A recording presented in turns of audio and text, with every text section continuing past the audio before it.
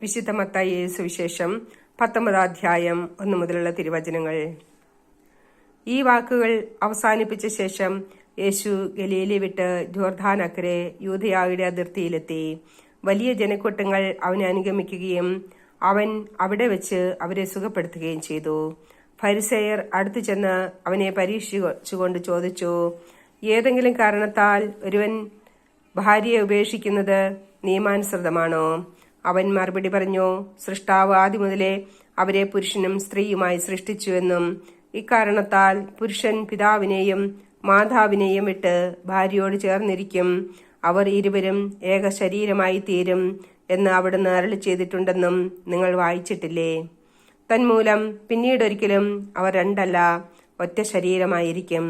ആകയാൽ ദൈവം യോജിപ്പിച്ചത് മനുഷ്യൻ വേർപെടുത്താതിരിക്കട്ടെ.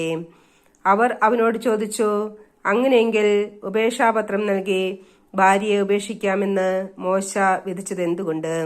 അവൻ പറഞ്ഞു, നിങ്ങളുടെ ഹൃദയകാഠിന്യ നിമിത്തമാണ് ഭാര്യയെ ഉപേക്ഷിക്കുവാൻ മോശ നിങ്ങൾക്ക് അനുമതി നൽകിയത്.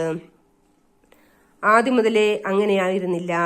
എന്നാൽ ഞാൻ നിങ്ങളോട് പറയുന്നു, പരസംഗം മൂലമല്ലാതെ മറ്റേതെങ്കിലും കാരണത്താൽ ഭാര്യയെ ഉപേക്ഷിച്ച് മറ്റൊരുവളെ വിവാഹം ചെയ്യുന്നവൻ വ്യഭിചാരം ചെയ്യുന്നു.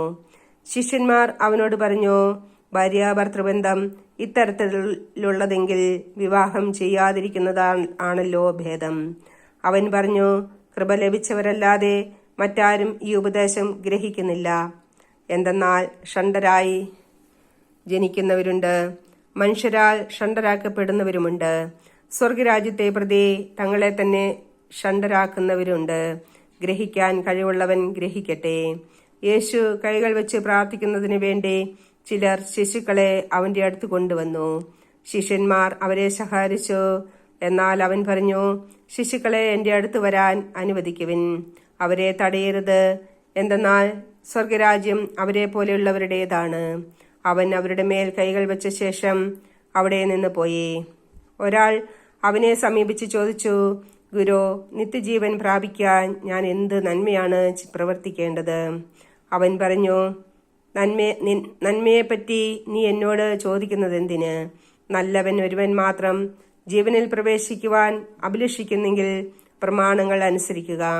അവൻ ചോദിച്ചു, ഏതെല്ലാം? യേശു പ്രതിവചിച്ചു, കൊല്ലരുത്, വ്യഭിചാരം ചെയ്യരുത്, മോഷ്ടിക്കരുത്, കള്ളസാക്ഷ്യം നൽകരുത്, പിതാവിനെയും മാതാവിനെയും ബഹുമാനിക്കുക, നിന്നെപ്പോലെ നിന്റെ അയൽക്കാരനെ സ്നേഹിക്കുക. ആ യുവാവ് ചോദിച്ചു, ഇവയെല്ലാം ഞാൻ അനുസരിച്ചിട്ടുണ്ട്, ഇനിയും എന്താണ് എനിക്ക് കുറവ്? യേശു പറഞ്ഞു, നീ പൂർണ്ണനാകാൻ ആഗ്രഹിക്കുന്നെങ്കിൽ പോയി നിനക്കുള്ളതെല്ലാം വിറ്റ് ദരിദ്രർക്ക് കൊടുക്കുക, അപ്പോൾ സ്വർഗത്തിൽ നിനക്ക് നിക്ഷേപമുണ്ടാകും.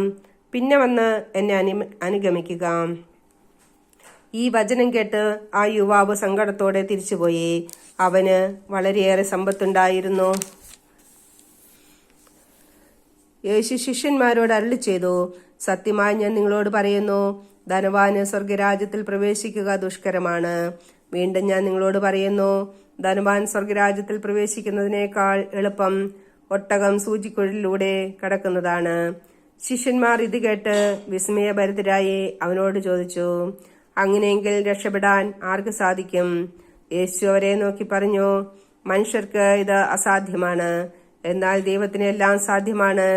അപ്പോൾ പത്രോസ് പറഞ്ഞു, ഇതാ ഞങ്ങൾ എല്ലാം ഉപേക്ഷിച്ച് നിന്നെ അനുഗമിച്ചിരിക്കുന്നു, ഞങ്ങൾക്ക് എന്താണ് ലഭിക്കുക?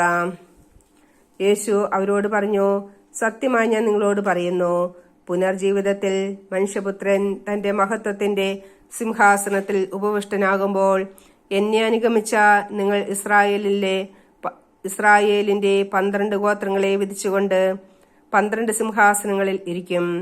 എന്റെ നാമത്തെ പ്രതി ഭവനത്തെയോ സഹോദരന്മാരെയോ സഹോദരികളെയോ പിതാവിനെയോ മാതാവിനെയോ മക്കളെയോ വയലുകളെയോ പരിത്യജിക്കുന്ന ഏതൊരുവിനും 100 ഇരട്ടി ലഭിക്കും. അവൻ നിത്യജീവൻ അവകാശമാക്കുകയും ചെയ്യും.